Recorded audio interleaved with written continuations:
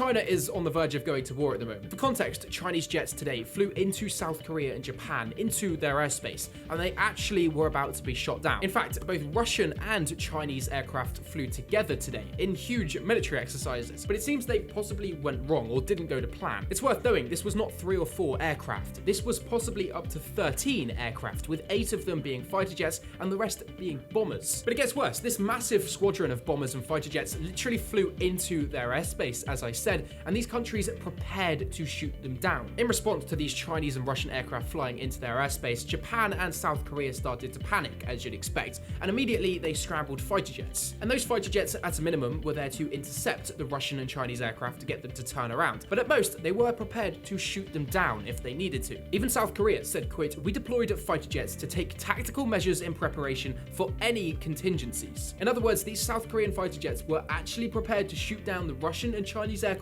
if they needed to. Goes without saying, that would have started a war. But this does come at the same time. Nearly 100 Chinese warships are currently in the sea between Japan and South Korea. Both countries are on incredibly high alert at the moment. It looks like China is preparing for war. To be fair, this is the largest ever and most powerful fleet of warships that's ever been amassed, and they're Chinese. But this today, with Japan and South Korea preparing to shoot them down, does show just how close they are to a war right now. And you wouldn't even know about it if you didn't follow me for some more global news like this.